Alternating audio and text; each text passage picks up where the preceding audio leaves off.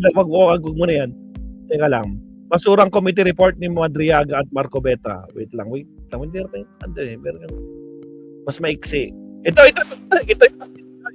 Harap pa sila dito. O, sige, tuloy ba? Ito, isang mabilisan lang ano. Guys, sa lahat ng mga naiinip dyan, bakit hindi pa ito nali-issue ng mga warrant at nakukulong itong sila Lulong, si JIL, si Joel is Lulong, si Jingay, sila Quickmelt, ganyan. Konting tiis na lang, guys. Nako po! Alalahanin niyo kung naiinip tayo, mas naiinip ngayon, isang araw pa lang na nakukulong ha, mas naiinip ngayon si Nardong Kupit. Aba, namimiss daw niya yung kanyang mga beshi. Tsaka yung kanyang mga best friends. Mga beshi at mga best friends niya. So, siya nga, mas nakakainip, mas naiinip yun. Kaya wag tayo mainip. Anyway guys alalahanin natin, hindi na po tayo nagbibilang ng buwan dito. Araw na lang. Hindi na po tayo nagbibilang ng buwan.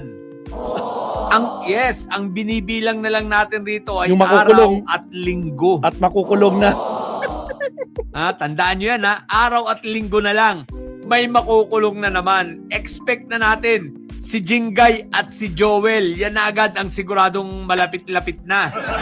Si Quickmelt, medyo inaayos pa yan. Yan na medyo baka abutin pa ng buwan yan. Pero si Jingay at si Quickmelt, sure ball na yan. Shoot na yan sa balde, guys. Wala na. Hinay-hinay lang. Easy! si JIL, si Joel is Lulong, ayoko nang tawaging Lord kasi sabi, ang pangit daw pag Lord, oo nga naman, no? So, Lulong na lang, bagay pa. Parang si Magalong, Magalulong. Si Joel is Lulong. Or in short, JIL. Para magalit yung mga JIL sa atin. High blood din kayo mga miyembro ng JIL. Akala nyo, ay NC lang ang hina-high blood ko pati JIL, mga high blood kayo sa akin. Kasi kinukonsinti niyo yung ugali ng ganitong pastor nyo Sipin nyo, ginagamit ang Diyos tapos ang takaw sa pera. Iba? Kaya yan si JIL, malapit na yan. Anyway, congratulations JIL. Tatlong plunder at tatlong malversation bukod sa plunder ang kaso sa'yo. Tatlong malversation, no bail yun. Tatlong no bail. Kaya kapag pasok yan, ako po, tingnan nyo nag-bail si Agimat, pero nakakulong pa din. Nag-bail siya kahapon, yung isang kaso niya kasi dalawang kaso magkasunod naka-bail siya, pero syempre yung isang kaso hindi talaga siya pwedeng makondon, no? May mga rason kung bakit ginawa yon. So mamaya pag-usapan natin yan. Pero ito, pahinga si Kamsat Alfred talaga, grabe grabing mambuisit sa mga garapata Sige, tuloy.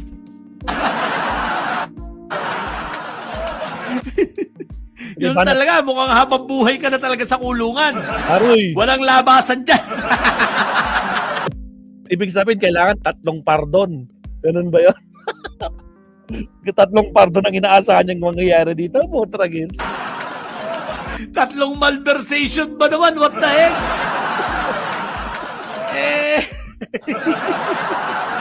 Wala na. Diyan ka na, talagang tama-tama ang labanan ngayon para sa pagiging mayor ng Baha ng Agang at ng Selda Flood Control ay padamihan ng posibleng sentensya.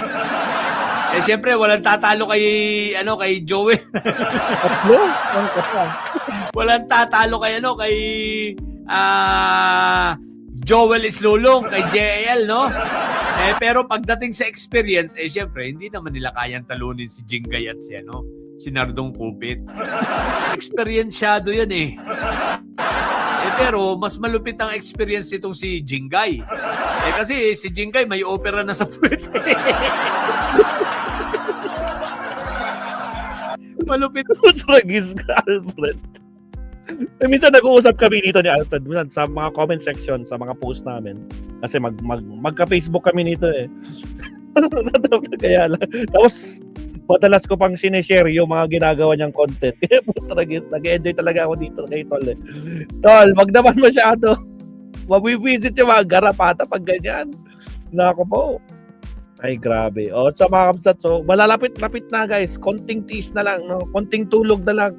Magsasama-sama na silang lahat. Hindi talaga ang experience ni Jingay. May opera na yan sa puwet, no? Kaya talagang good luck sa inyo ha. Magkikita-kita kayo ron. Bakit tayo? Hindi ako kasama. Reunion. Kayo lang. So, ayun na. Anyway, andun na pangalan ito, Nardong Kupit. Malay nyo, hindi nyo masasabi, balang araw meron pa kayong laruan dyan, meron kayong pusang mapapasama dyan. Hindi nyo masasabi, baka si Meow Meow dyan din ang diretso. 6 hanggang 12 taon yun, oh. Kayo habang buhay, ito 6 hanggang 12 taon, at least may laruan kayo. Di ba? Hindi kayo maiinip, meron kayong siraulong makakasama dyan.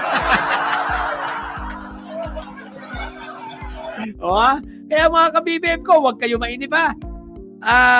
Hindi na tayo nagbibilang ng buwan. Ang binibilang na lang natin ay araw at linggo. Okay? At talagang sure ball na yan. Sure ball yan. Ligwak yan sa ligwak sa payatas yan. Si JIL at saka si Jingay. Okay? So, yun Alright. lang. Sa mga bobong didilis dyan, ang tatay nyo ay karton. Tatay niyong karton. Grabe talaga, grabe. Di ba siya yung kinasuhan ng mga DDS? Yes, kinasuhan to ng mga garapata, mga kapsat. Kinasuhan siya. Pero wala sila magagawa. Nasa ibang bansa to eh. Manatili kayo mga bobo at may side sapagkat ang may sayad ay lagi high blood. Yun. Bye! Bye! Tragis. So, ayan, Kamsat. Agoy! Kamsat Alpha. Dami niyang post, Kamsat, no? I-con niyo siya. Tanda niyo, mga kano dyan, nag-joke ako. Friends kami, mga Kamsat. Yan, friends. Kaya nakikita ko yung mga post niya. Nakikita rin niya yung mga post ko. Nagre-react din siya sa mga post ko. Tapos Kamsat Alfred. Alright, so, kantay, subtopic na tayo, mga Kamsat. Naka 41 minutes na tayo sa ating main topic, Kamsat. Sir Leonardo, hindi naman ako naiinip. Alam kong mahirap humanap ng matibay na ebidensya sa mga ma-impluwensyang politiko, lalo na yung si Lustay, sayad nila. Ha ha ha. Tawa ng tawa si Jenny Ramos. Alright. Maraming salamat po. Mag-subtopic tayo. Hindi pa tayo tapos ha. Nasa main topic lang tayo. Umikot-ikot lang tayo. Tragis. Punta tayo subtopic tayo. Tragis.